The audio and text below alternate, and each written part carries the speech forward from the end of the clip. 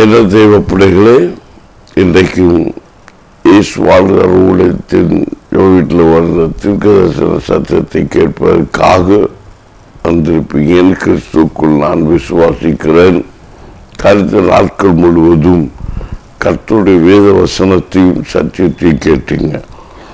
அது பொதுவாக இழைத்திருங்கள் கிறிஸ்துவாகிய ஆமேன் செடியில ஆமேன் விசுவாசியாகிய நாம் ஆமேன் கொடியாக பறந்து நாம் நிலைத்திருக்க வேண்டும் என்று வசனங்கள் வார்த்தைகள் பொது மூலமாக கிறிஸ்துடைய சத்தியத்தை அவருடைய எண்ணங்களை இயக்கங்களை குறித்து நாம் அறிந்து கொண்டோம். இன்றைக்கு அமிதமாக கருதினால் கேட்ட வார்த்தை வசனத்தின்படி ஆமேன் அவர் நடந்தது போல நாம் நடக்க வேண்டும் என்பதுதான் அவருடைய ஆசை. நாம் எப்படி நிலைத்திருக்க வேண்டும் என்று வேதவசனங்கள் ஆமேன் நமக்கு பலவிதமாய் போதித்திருந்தது. நான் உங்களுக்கு அன்பாயிருக்கிறது போல நீங்கள் அன்பாயிருந்து நிலைத்திருங்கள் என்று சொல்லி பலவிதமான காரியம் அன்பில் நிலைத்திருக்கிறோம், வசனத்தில் நிலைத்திருக்கிறோம், உபதேசத்தில் நிலைத்திருக்கிறோம், விசுவாசத்தில் நிலைத்திருக்கிறோம், ஆமேன் அழைப்பில் நிலைத்திருக்கிறோம், முடிவு பரியந்த நிலைத்திருக்கிறோம். அப்பாவும் நாம் செய்யாமல் இருந்தபடிக்கு தம்மை காத்து கற்றை கிருபைக்குள்ள நிலைத்திருக்கிறோம். அவர் நடந்தது போல நடக்க வேண்டும் என்று ஆமை நடந்து நாம் கிறிஸ்துக்குள்ள வசனத்துக்குள்ள வைத்திருக்க வேண்டும். அவர் வருகையில் அப்போது தக்கதாக நாம் நிலைத்திருக்க வேண்டும். ஆமேன். நாம் என்றென்றும் இப்படி பரிசுத்தமாய் நடந்து ஆமை முடிவு பரியந்தம் நாம் நிலைத்திருக்க வேண்டும் என்று கர்த்தராகிய ஆண்டவர் நம்மோடு பேசிக் கொண்டிருக்கிறார். அல்லேலூயா, அல்லேலூயா. அப்போ கருதால் பார்த்தோம், முடிவு பரியந்தம் நிலைத்திருப்பவனே ரட்சிக்கப்பட்டவன் என்று சொல்லி ஆமேன் மத்திய 24ஆம் அதிகாரம் 13ஆம் வசனத்தில் நாம் பார்த்தோம். அப்போ முடிவு பரியந்தம் நிலைத்திருக்க வேணும். அப்போ நிலைத்திருக்கிற மனுஷன் பாவம் செய்ய மாட்டான் என்று சொல்லப்பட்டிருக்கிறது. கிறிஸ்துக்குள்ளே முடிவு பரியந்த ஒரு மனுஷன் நிலைத்திருக்கிறான் என்றால் அவன் பாவம் செய்கிற மனுஷன் அல்ல என்று வேதம் சொல்லுகிறது. அவன் 1 அதிகாரம் 6ஆம் வசனம் சொல்லப்பட்டிருக்கிறது. அவன் நிலைத்திருக்க எவனும் பாவம் செய்கிறதில்லை, பாவம் செய்கிற எவனும் அவரை காணவும் இல்லை, அவரை அறியவும் இல்லை என்று வேதம் சொல்லப்பட்டிருக்கிறது. பாவம் செய்கிற மனுஷன் ஒரு மனுஷன் அவரை என்ன செய்ய முடியாது, கண்டு கொள்ள முடியாது. பாவம் செய்ய மனுஷன் செய்யாத ஒரு மனிதன் அவரை அறிந்து கொள்ள முடியும், அவரை கண்டுகொள்ள முடியும். அவர் மேல வைராக்கியம் வைத்து கிறிஸ்துடைய அன்பிலே, கிறிஸ்துடைய வசனத்திலே, கர்த்தருடைய வார்த்தையிலே நிலைத்திருக்கிற ஒரு மனுஷன் கிறிஸ்துவின் அன்பை கண்டுகொள்ள முடியும். அவர் கிறிஸ்துவுடைய அன்பை அவன் கண்டுகொண்டவனானால் கிறிஸ்துவுடைய சாயலை அவன் வெளிப்படுத்துவனாய் இருப்பான் என்று வேதம் தெளிவாய் நமக்கு சொல்லுகிறது.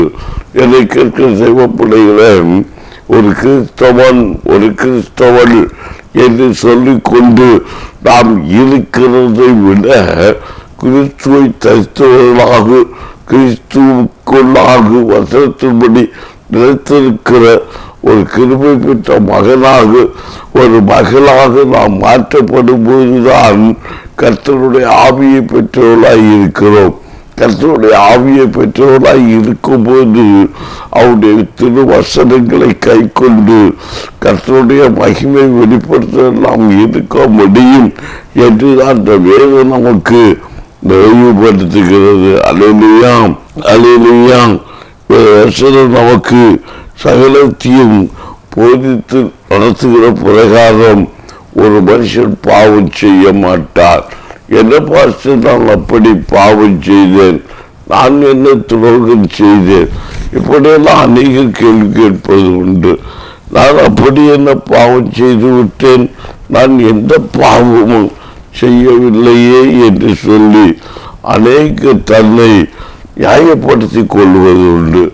என்னை கேட்கிற தெய்வ பிள்ளைகளே, நன்மை செய்கிற மனுஷன் நன்மை செய்யத்தக்கவர்களுக்கு செய்யாமல் போனாலே பாவம் என்று வேதம் நமக்கு தெளிவுபடுத்துகிறது.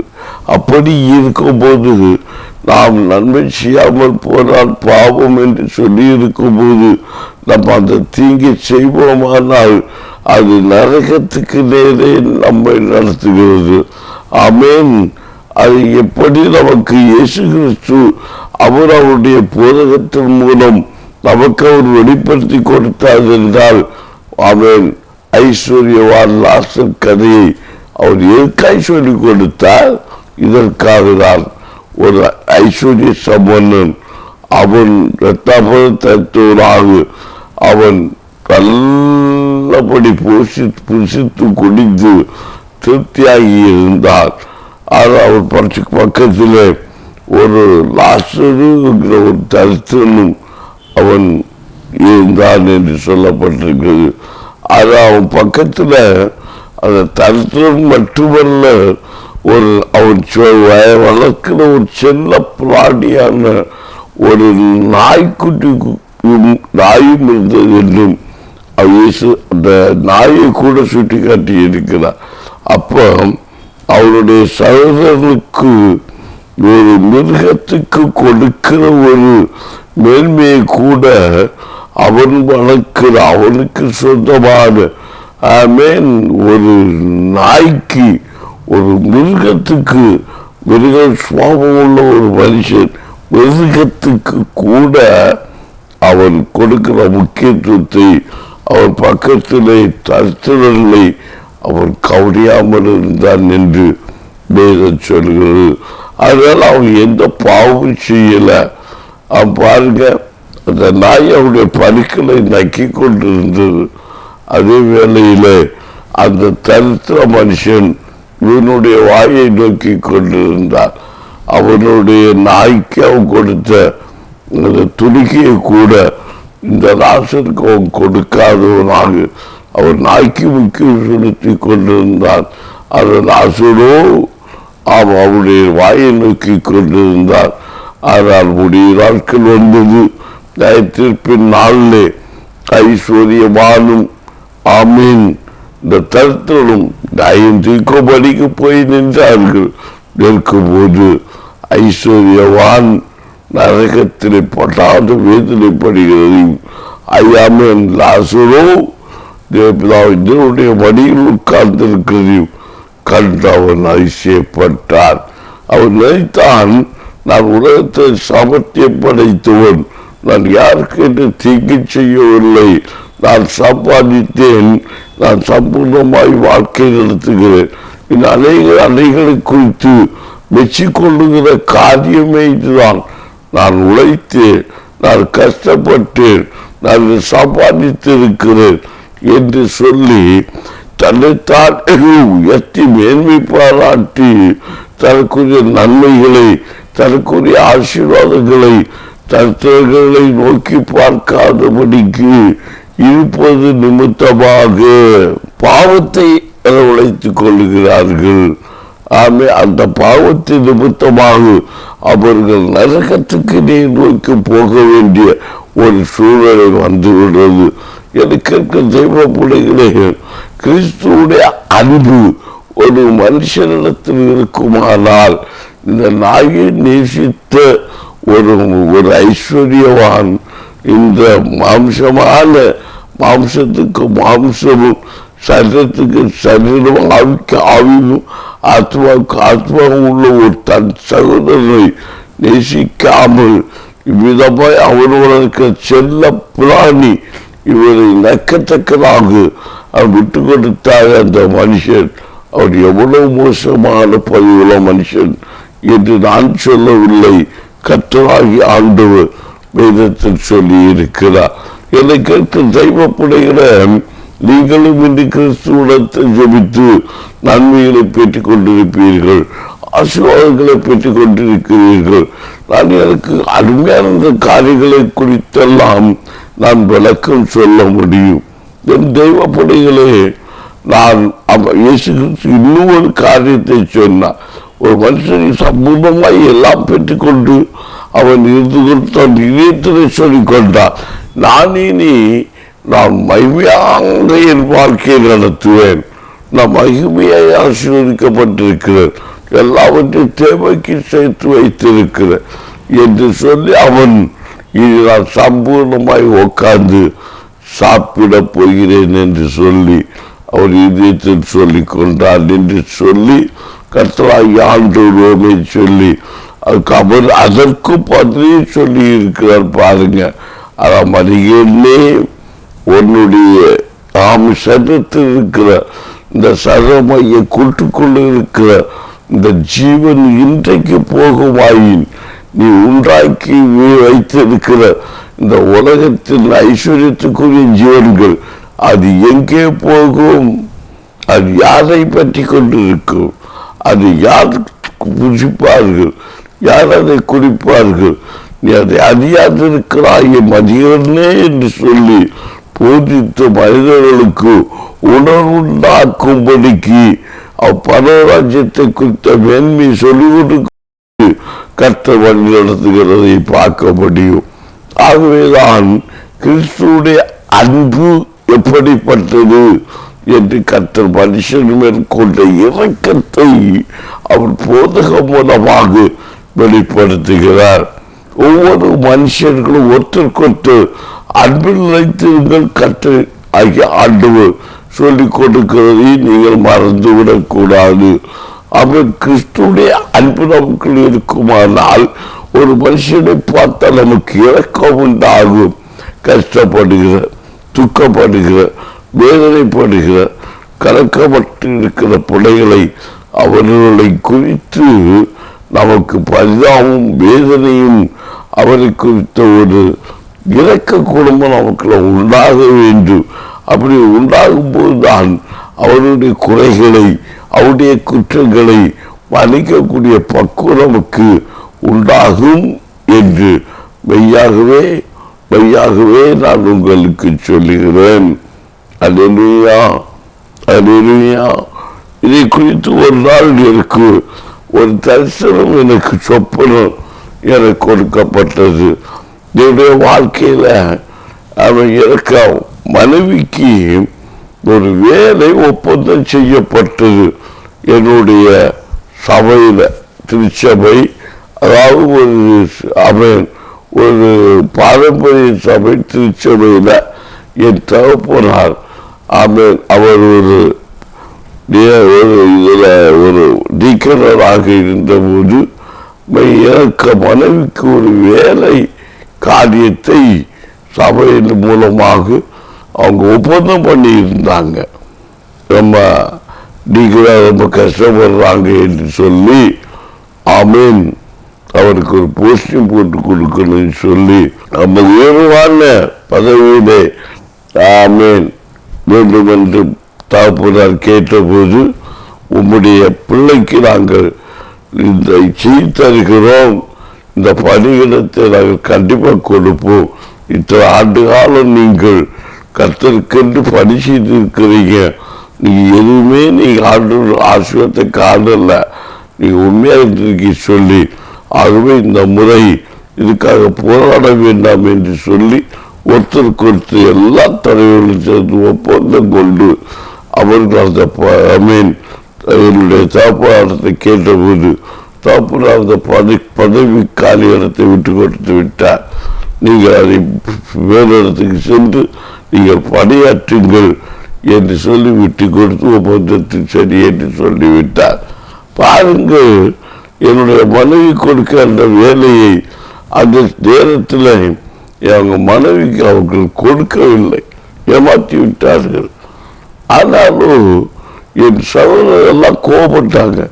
நமக்கு குடும்பம் கஷ்டப்பட்டு கொண்டு இருக்கு, தம்பிக்கு அந்த காரியம் கிடைத்திருந்தால் என் குடும்பத்தில் ஒரு ஆசீர்வாதம் கிடைக்குமே என்று சொல்லி ஏக்கத்தோடு இருந்த எங்களுக்கு அது ஏமாற்றம் தான் வந்தது. அப்படி இருக்கும்போது என்னுடைய வாழ்க்கையில பாருங்கள், ரொம்ப வேதனைப்பட்டேன். நானும் இலவசமாக ஊழியை செய்ய வேண்டும் என்று இருந்த ஆசை எனக்குள் இன்னும் அதிகமாக மேன்மைப்பட்டது.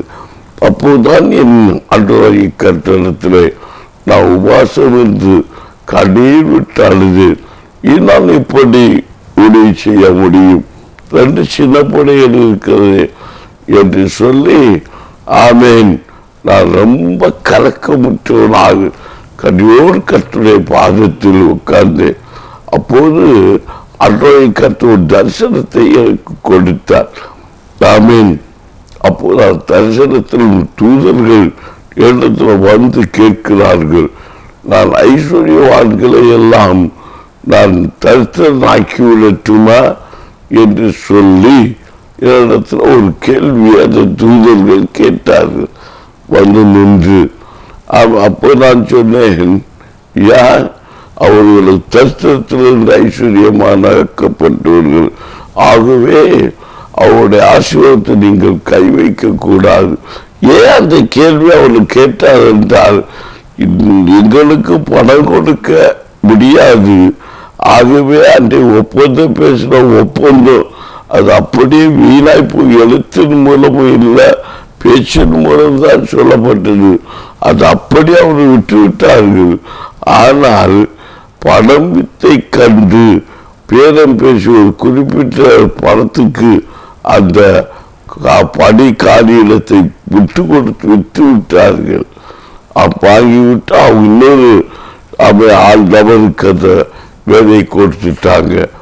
அப்ப நான் கதனை அழுத போது, பணம் தானே இதற்கு வேறாயிருக்கிறது, பணாசை தானே உன்னுடைய கண்ணீருக்கு காரணமாயிருக்கிறது, ஆகியோருடைய ஐஸ்வர்யத்தை நான் தகர்த்துள்ள என்று ஒரு கேள்வி எனக்குள் கற்றலாகி ஆண்டவர் விட்டார். நான் சொன்னேன், ஏசப்பா, அவர் எவ்வளவோ தரிசனத்தின்படி இருந்து இந்த ஐஸ்வர்யத்தை அவர் கண்டிருப்பார்கள், ஆகவே அதை நாம் செய்ய வேண்டாம் என்று சொல்லி நான் சொன்னதை இந்த தரிசனத்தை பார்த்தேன். எனக்கு இருக்கிற தெய்வ பிள்ளைகளே, நான் எதற்காக சொல்ல வந்தேன் என்றால், இந்த தரிசனத்தை எதுக்காக நான் சொன்னேன் என்றால், நமக்கு கர்த்தர் ஐஸ்வர்யத்தை கொடுத்திருக்கிறார் என்று சொல்லி, பணத்தை ஆசீர்வாதங்களை அள்ளி கொடுத்திருக்கிறார் என்று சொல்லி, கர்த்தருக்கு பிரியமில்லாத காரியத்தை வெள்ள கொடுத்து கிரையை கொடுத்து வாங்கவோ கிரையத்தை கொடுத்து பெற்றுக்கொள்ளவோ கூடாது. கர்த்தருக்கு சித்தமில்லாத காரியத்தை கையிடக்கூடாது, என் தலையிடக்கூடாது. அது சாபத்தையும் கர்த்தருடைய பார்வைக்கு வேற பெற்றதையும் பொக்கிஷமாய் இருக்கிற சில கிரியைகளை நீங்கள் பெற்றுக்கொள்ள வேண்டிய வரும் என்று உங்களுக்கு எச்சரிப்பு கொடுக்கிற. கர்த்தர் ஆசீர்வதித்து விட்டார் என்று சொல்லி பணத்தை வைத்துக் கொண்டு நான் நினைத்தான் எதையும் சாதித்து விடுவேன் என்று சொல்லும் போது ஆண்டவராகிய கர்த்தர் தரிசனோடும் பெருமூச்சின் கண்ணீர் பரலோகத்தில் எட்டும் என்பதற்கு ஒரு சாட்சி. உண்மையிலே சொல்ல போனால் கிறிஸ்தவன் என்பவன் ஒரு ஐஸ்வர்யவான், அவன் தரிசனை கிடையாது. இயேசுடைய பிள்ளைகள் ஐஸ்வர்யவான்கள். ஏன் நம்ம அப்பா ஐஸ்வர்யவான், ஐஸ்வர்ய சம்பந்தர். இயேசு என்றால் உலகத்துக்கே ரட்சகர். உலகத்துக்கே ரட்சகராய் இருக்கும்போது அவருடைய பிள்ளைகளாகிய நாம் எப்படி தரிசனராய் இருக்க முடியும்? அதுதான் முதல் கேள்வி. இந்த உலகத்தை படைத்தவர் நம்முடைய தகப்பன், ஆபிரகாமின் தேவன், ஈசாக்கின் தேவன், யாக்கோபின் தேவன், கிறிஸ்து அவருடைய சொந்த குமாரன். அப்படி இருக்கும்போது வேதத்தில் வாக்குறுதிகளை அடுக்கடுக்காக நமக்கென்று கர்த்தர் கொடுத்து நம்மளை நிலைத்திருக்க உபதேசத்தில் நிலைத்திருக்க வைத்திருக்கிற கருத்து நம்மை கைவிடுவாரோ, தத்துவமாய் இருக்க விடுவாரோ, கண்ணீர் வடிக்க விடுவாரோ, அவமானப்படுத்த விடுவார், விடமாட்டார். நம்ம அது உறுதியா இருக்கணும். விசுவாசம் என்பது காணப்படாதவைகள். காணப்படாதவைகள் ஆவியை பார்க்க முடியாது. அதே போல விசுவாசத்தை காண முடியாது. விசுவாசம் இல்லாமல் பெற்றுக்கொள்ள ஒரு காரியத்தையும் பெற்றுக்கொள்ள முடியாது. விசுவாசத்தால் தான் ஒரு விசுவாசம் இல்லாமல் ஒரு நன்மையை ஒரு ஆசீர்வாதத்தை பெற்றுக்கொண்டால் அது நமக்குள்ள நிலைத்திருக்கவும் முடியாது. வேதத்துடைய சத்தியங்களும் விளக்கங்களும் அதைத்தான் நமக்கு சொல்லிக் கொடுக்கிறது. எனக்கு இருக்கிற தேவைப்படுகிறேன். ஆமேன். அப்போ 1 அதிகாரம் ஆமேன் ஆமேன் என்ன சொல்லுவது என்றால் அதை வாசித்து பார்க்கும்போது அவருக்குள் நிலைத்திருக்கிறவர்கள் என்று சொல்லுகிறவன் அவர் நடந்தது போல படியை தாழ்வு நடக்க வேண்டும். ஆமேன் ஆமேன் சொல்கிறேன். அப்போது ஆமேன் அவர் நடந்து போற நாம நடந்து கர்த்தாக பாருங்களேன். 1 அதிகாரம் 22 சொல்லப்பட்டிருக்கிறது. இப்படி இருக்க பிள்ளைகளே, அவர் வெளிப்படும் போது நாம் அவர் வருகையில் அவருக்கு முன்பாக வெட்கப்பட்டு போகாமல் தைரியமுள்ளவர்களாக இருக்கும்படிக்கு அவரை நாம் நிறுத்திருக்க கடவோம். அல்லேலூயா. தைரியமாக நிறுத்திருக்க முடியும்.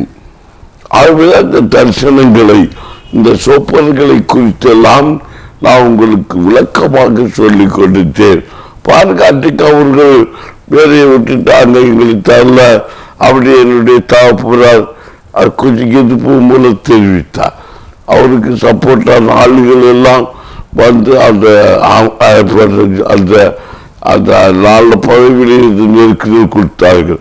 சரி, ரோடுகளில் போய் கட்ட வார்த்தைகளை பேசினாங்க. எங்கள் வீட்டில் கூட என்னுடைய சகோதரர் வந்து அவங்களுக்கு பிபிசி நடக்கும்போது ஒரு விருந்த சகோதர பரிமாறும் போது வரட்டுடான்னு சொல்லிக்கிட்டு திட்டி கொண்டு அனுப்புவதற்காக ரெடியாக இருந்தாங்க. நான் சொன்னேன், பேசக்கூடாது, வெளியே போய் விடுங்கள் என்று சொல்லி என் சகோதரரை அதற்றினேன். நீங்கள் எனக்கு நல்லது செய்தாக இருந்தால் இந்த விருந்தோம்பருக்கு தடை பண்ணக்கூடாது. அவர்கள் தேவனுடைய ஊழியக்காரர்கள் வருகிறவர்கள் அவர்களை வேதனைப்படுத்துவது நமக்கு நல்லதல்ல என்று சொல்லி என் சகோதரனை கண்டித்து நான் வெளியே அனுப்பினேன். ஏனால் நான் ஒரு கிறிஸ்துவை அறிந்தவனாக இருந்தபடினாலே அவன் எனக்கு வெளிப்படுத்தி கொடுத்த காரியம், ஆண்டவர் கர்த்தருக்கு வெளிப்படுத்தின காரியம் எனக்கு என்னோட பேசின ஒரு ரகசியம் என்ன தெரியுமா? மகனே, நீ பயப்படாதே, நான் உனக்கு அநேகருக்கு உன்னை ஆசீர்வாதமாய் வைப்பேன். இந்த வேலை குறித்து உன் மனைவிக்கு இந்த வேலை காரியத்தை குறித்து நீ கவலைப்படாது. உன்னை கொண்டு உன் மனைவியை கொண்டு அநேகருக்கு போஷிக்கும்படிக்கு கிருபை செய்வேன். அன்று கொடுத்த வாக்கியத்தை தான் இன்று எங்கள் ஊழியத்தில் நிறைவேறி கொண்டிருக்கு. எங்கள் ஊழியத்தில் என்னையும் என் மனைவியையும் அன்னைக்கு தகப்பதாகவும் தாயாகவும் பாவித்து நடத்துகிறதை நான் பார்க்க முடியும். ஒருவேளை அந்த வேலையை கிடைத்திருந்தால் நான் ஒரு பாரம்பரிய ஒரு ஊழியக்காரனாக நானும் மாறியிருக்க முடியும். ஐயோ, நமக்கு நம்முடைய சபை நமக்கு என் மனைவிக்கு வேலை கொடுத்து விட்டது, ஆகவே நானும் அந்த சபைக்கு உண்மையுள்ளவராய் இருக்க வேண்டுமே என்று சொல்லி நானும் ஒரு பாரம்பரிய ஊழியக்காரனாக ஒருவேளை மாறியிருக்க முடியும். உண்மையுள்ளவராய் இருக்க வேண்டும் அல்லவா? இதை கர்த்தர் கண்டு கொண்டவராக என் பொடிவாரத்தை குணத்தை அவர் அறிந்து கொண்டவராக இவரை இப்படி விடக்கூடாது என்று சொல்லி அந்த பணியை தகர்த்து பிறருக்கு கொடுத்து விட்டு என்னை சற்று கஷ்டப்படுத்தினாலும் என்னை ஆறுதல் படுத்தி அவருக்குள் நிலைத்திருக்கும்படிக்கு கர்த்தர் எனக்கு கிரியை செய்தார். விசுவாசமானது விசுவாசத்தில் நிலைத்திருக்க கர்த்தரை கிரியை செய்தார். என்ன சொல்லப்படுகிறது? இப்படிப்பட்ட கிறிஸ்துதான் அவர் அன்புடையவர், அன்பிலே நிலைத்திருக்கிறேன் என்று சொன்னவர். நானே செடியா இருக்கிறேன், நீங்கள் அது கொடியா இருக்கிறீர்கள். நீங்கள் என்னில் நான் செடியா இருக்க போல நீங்களும் என்னில் கொடியாக பட நிலைத்திருங்கள், கர்த்தர் உங்களை ஆசீர்வதிப்பார் என்று சொல்லி கேட்ட வார்த்தையை உங்களை உறுதிப்படுத்தி நாளைய தினத்திலும் இந்த செய்தியோடு அவருக்கு கூட நாளை கொடுத்து இந்த நிலைத்திருங்கள் பகுதியை முடிக்கும்படி கர்த்தர் கிரியை செய்வார் என்று நான் விசுவாசிக்கிறேன். கிறிஸ்துவின் அன்பில் ஒருத்தருக்கு நான் நிலைத்திருப்போம். கர்த்தருடைய மகிமையை கண்டு ஆசீர்வாதமான கிரிகளை நடத்தும்படி கர்த்தர் இறக்கம் செய்வாராக. என்னுடைய பிள்ளைகளே, இன்றைக்கும் இந்த செய்தி உங்களுக்கு பிரயோஜனமாய் இருக்கும். நீங்கள் சோர்ந்து போகக்கூடாது. ஆமென். நீங்கள் கிறிஸ்துக்குள் ஆசீர்வதிக்கப்பட்ட சந்ததி. நம்ம தேவன் நம்மை கைவிட மாட்டார். அல்லேலூயா. என்ன தேவ பிள்ளைகளே, நமக்கு இன்றைக்கு ஜெபிப்போமா? ஜெபிப்போம். கண்களை மூடுங்கள். ஆமென். விசுவாசத்தோடு ஜெபிக்கிற ஜெபத்திற்கு அர்த்தம் உண்டு, ரட்சிப்பு உண்டு. நம் தெய்வம் தூரத்திற்கும் சமூகத்திற்கும் தேவனாய் இருக்கிறேன் என்று சொல்லி இருக்கிறார். ஜெபத்தில் அற்புதம் நடக்கும். வார்த்தை அனுப்பி சுகம் கொடுத்த கர்த்தர் நம்மோடு இருக்கிறார். இயேசு வாழ்கிறார். ஜெப வீட்டில் வருகிற இந்த ஜெப வல்லமை உங்கள் இல்லத்துக்குள் இறங்கி இப்போதே உங்கள் சட்டத்தில் இறங்கி வியாதிப்பட்ட விளைவீனப்பட்ட பகுதியில் இருக்கிற எல்லா வியாதியின் கிரியைகளும் பிசாசு மந்தர் சுய சக்தியுடைய கிரியைகளும் உங்கள் எல்லையை விட்டு நீங்கும்படிக்கு கர்த்தர் செய்வார். ஜெபிப்போமா? கண்களை மூடுங்கள். அன்பின் பரலோக தகப்பனே, பரிசுத்தமான இந்த நாளின் இந்த நேரத்தில் நாங்கள் கூடி ஜெபிக்கிறோம். தூரத்துக்கு சமூகத்துக்கு தேவனாய் இருக்கிறேன் என்று சொன்ன கர்த்தருடைய மகிமையான வார்த்தை இப்போது இவர்கள் மத்தியிலே வெளிப்படும்படிக்காக அன்பு பரலோக தகப்பன் இரக்கம் செய்வீராக. இயேசுவின் நாமத்தில் ஆண்டவரே, இந்த சத்தம் தொனிக்கிற ஒவ்வொரு இல்லத்திலும் கர்த்தருடைய பரிசுத்த இரத்தம் தரிக்கப்பட்டிருக்கிறபடியால் ஒரு ரட்சிப்பு உண்டாவதாக. இந்த இல்லம் முழுவதிலும் பரிசுத்த இரத்தம் தரித்து பரிசுத்தப்படுத்தி ஜெபிக்கிறேன். செலவீனப்பட்ட சரீரத்தில் ஒவ்வொரு பகுதியிலும் கர்த்தருடைய பரிசுத்த இரத்தம் தரிக்கப்படுவதாக. இதோ உபத்திரத்தின் குகையிலே தெரிந்து கொண்டேன் என்று சொன்ன அந்த வார்த்தையின்படி எங்கள் பிள்ளைகள் இன்றைக்கு நீங்கள் நீங்கள் உபத்திரத்தில் குகைக்குள் இருக்கலாம், உபத்திரத்தில் பாதை நடந்து கொண்டிருக்கலாம், எனக்கு உதவி செய்வ யாரும் இல்லை என்று நீ சொல்லிக் கொண்டிருக்கலாம். அன்பு சகோதரா, என் பொன் எனக்கு குணம் தரவில்லையே, குணமாகவில்லையே, இல்லை எனக்கு இந்த சட்டத்திற்கு வியாதி என் நிலை விட்டு வாரவில்லையே என்று தூக்கப்படுத்தி பாடப்படுத்தி இருக்கலாம். நீ கவலைப்பட வேண்டாம். என் அன்பு பரலோக தகப்பன் இயேசு இன்னும் உயிரோடு வாழ்கிறார். மற்ற போல ஆசிரியை உயிரோடு எழுப்புற இயேசு இன்று உயிர் வாழ்ந்து கொண்டிருக்கிறார். அது உன்னோடு வாழ்கிறார். அவர் என்னோடு வாழ்கிறார். கிறிஸ்துவை பின்பற்ற ஒவ்வொரு பிள்ளைகளோடும் இயேசு வாழ்கிறார் என்பதை அவர்கள் உறுதிப்படுத்திக் கொள்ள வேண்டும். அப்படி இருக்கும்போது விசுவாசமுள்ள ஜெபம் பொடியாடியை ரட்சிக்கும். விசுவாசத்தோடு நாம் ஜெபிக்கும் போது இப்போது அற்புதம் நடப்பதாக. மந்திரவாத கிரியைகள் மேற்கொள்ளாது, பிலிசுனிகள் மேற்கொள்ளாது, பாவம் மேற்கொள்ளாது, சாபம் மேற்கொள்ளாது, இவருடைய ஆதிக்கங்கள் மேற்கொள்ள முடியாது, தரித்திரம் மேற்கொள்ள முடியாது. இயேசுவின் நாமத்தில் அந்த அப்பத்தை கொடுத்து கர்த்தர் நடத்துகிற தெய்வம். ஆமென். நன்மைகள் ஆசீர்வாதங்கள் பாலும் தேனும் கொண்டு காணான். என் சிரத்திற்கு உண்டு, ஐஸ்வர்யம் எனக்கு உண்டு, என் பிள்ளைகளுக்கு உண்டு என்பதை கண்டுகொள்ளத்தக்கதாகும். நீர் கிரியை செய்வீராகு. இயேசுவின் நாமத்தில் ஆசீர்வதிக்கிற எல்லா மந்திர சூரிய சக்திகளையும் இயேசுக்கு அதிகாரம் உள்ள நாமத்திலே கட்டி அப்புறப்படுத்தி ஜெபிக்கிறோம். எங்கள் பிள்ளைகள் கிறிஸ்துக்கள் நிலைத்திருக்க விடாதபடிக்கு விசுவாச இணைத்திருக்காதபடிக்கு தொடர்ந்து போராடுகிற எல்லா தீய சக்திகளும் எல்லா தீய கிரியைகளும் இயேசுவின் நாமத்தில் சேர்ந்து போவதாக நாம் கருத்து எடுத்துக்கொள்ளும். இயேசு நாமத்தில் நல்ல பிதாவே, ஆமேன் ஆமேன். என்ன நேயர்களை இன்றைக்கு வருஷத்தை கேட்டீங்கனாலே திருத்தும் மற்ற வசனத்தில் காணும்படிக்கு வாங்க கற்றுத் தொடர்ந்து பெரிய காரியங்களை செய்வதாக. ஆமேன்.